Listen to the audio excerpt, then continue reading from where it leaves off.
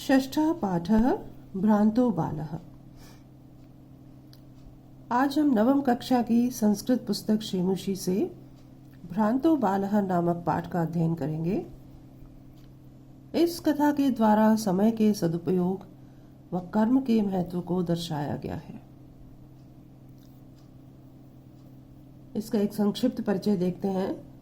प्रस्तुत पाठ संस्कृत प्रौढ़ पाठावली नामक ग्रंथ से संपादित कर लिया गया है। इस कथा में एक ऐसे बालक का चित्रण है जिसका मन अध्ययन की अपेक्षा खेल कूद में लगा रहता है। यहाँ तक कि वह खेलने के लिए पशु पक्षियों तक का आह्वान करता है, किंतु कोई उसके साथ खेलने के लिए तैयार नहीं होता। इससे वह बहुत निराश होता है। अंततः उसे बोध होता है कि वह सभी अपने अपने कार्यों में व्यस्त हैं। केवल वही बिना किसी काम के इधर उधर घूमता रहता है।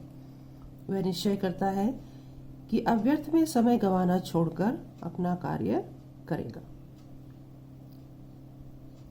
अब संस्कृत कथा देखते हैं। भ्रांतः कश्चन बालः पाठशाला गमन वेलायां क्रीडितुं निर्जगाम। भ्रांतः यानी भ्रमित या भ्रमयुक्त। कश्चन बालः, कश्चन शब्द को देखिए। कह धन चन यानी कोई।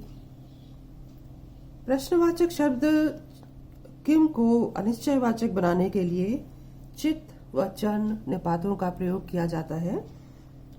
जैसे अभी हमने कश्चन देखा, इसी तरह से केचन, केचित, कस्यचित, किंचन आदि।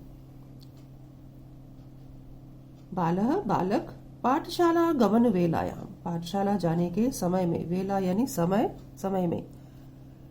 क्रीडितुम क्रीडधन तुमुन प्रत्यय क्रीडितुम खेलने के लिए निर्जगाम निकल गया। यानी कोई भ्रमित बालक पाठशाला जाने के समय में खेलने के लिए निकल गया। किंतु तेन सह केलिभिः कालं क्षेप्तुं तदा कोऽपि न वयस्येषु उपलभ्यमान आसीत्। किंतु उसके साथ, सह के साथ संयुक्ते अप्रधाने सूत्र के अनुसार तृतीया विभक्ति का प्रयोग। केलिभिः कालं क्षेप्तुं, केलिभिः खेलों के साथ, कालं क्षेप्तुं समय बिताने के लिए। क्षेप्तुं क्षेप धातु तुमुन प्रत्यय। तदा कोऽपि न वयस्येषु, उस समय वयस्येषु मित्रों में कोई भी उपलभ्यमान न आसीत्, उपलब्ध नहीं था। यतस्ते सर्वे अपि, यतस्ते यतः धन ते विसर्ग संधि विसर्जनीयस्य स, क्योंकि वे सभी पूर्व दिन पाठान स्मृत्वा, पिछले दिन के पाठों को याद करके, स्मृत्वा स्मृ धातु त्वा प्रत्यय। विद्यालय गमनाय, विद्यालय जाने के लिए त्वरमाणा बभूवुः। त्वरमाणा, त्वर धातु शानच प्रत्यय। त्वरमाणा शीघ्रता से तैयारी करते हुए बभूवु थे। तंद्रालुर्बालो लज्जया तेषां दृष्टिपथमपि परिहरन् एकाकी किमपि उद्यानं प्रविवेश। तंद्रालुः यानी आलसी, बालो बालक।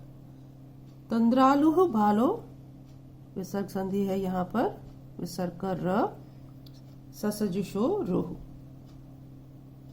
लज्जया लज्जावश, लज्जा से, तेषां दृष्टिपथमपि परिहरन् उनकी दृष्टि के मार्ग से भी बचते हुए। परिहरन, परि उपसर्ग ह्री धातु और क्षत्रि प्रत्यय, बचते हुए। एकाकी अकेले, किमपि उद्यानम, किमपि धन उद्यानम, किसी उद्यान में प्रविवेश प्रवेश किया। यानी आलसी बालक ने लज्जावश उनकी दृष्टि के से बचते हुए, उनके दृष्टि के मार्ग से भी बचते हुए अकेले किसी उद्यान में प्रवेश किया।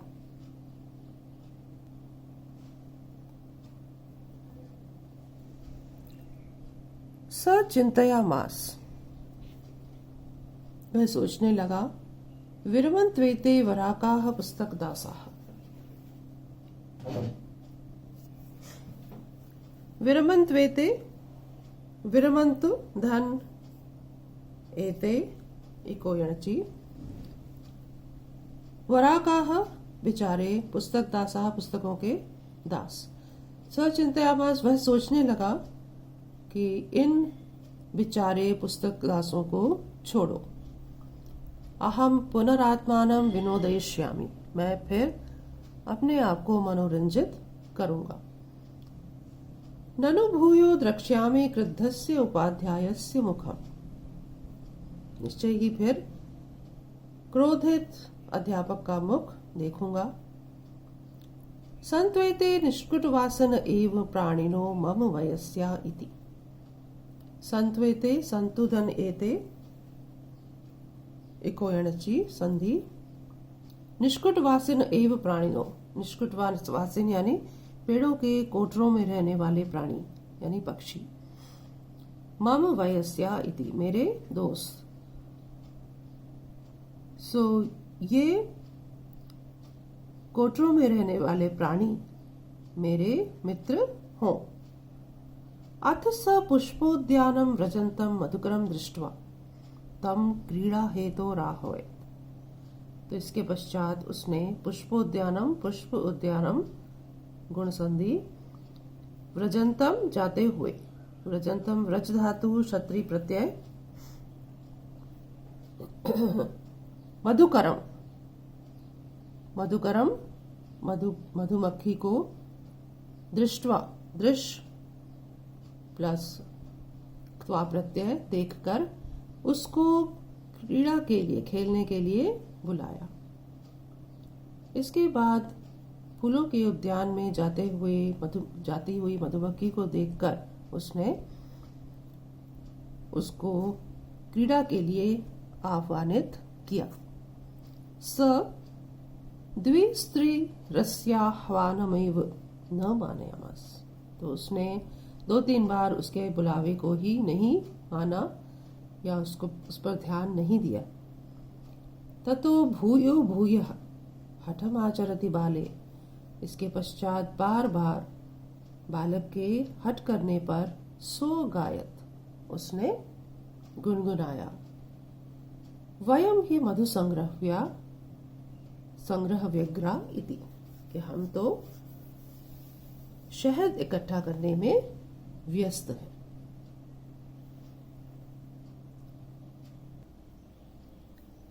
तदा स बालः, इसके बाद उस बालक ने कृतमनेन मिथ्या गर्वितेन कीटेन इति अन्यतो, इस झूठे घमंड वाले कीड़े को छोड़ो ऐसा सोचकर, इत्यन्यतो, इति धन अन्यतो यण संधि, अन्यतो यानी दूसरी और, दत्त दृष्टि, दत्ता दृष्टि ही, येन सह यानी जिसने दृष्टि डाली है, चटकमेकम एक चिड़े को, चंचवा चंचु शब्द तृतीय विभक्ति, चोंच से तृणशलाकाधिकम आददानम अपश्यत, घास और तिनकों को लाते हुए अपश्यत देखा।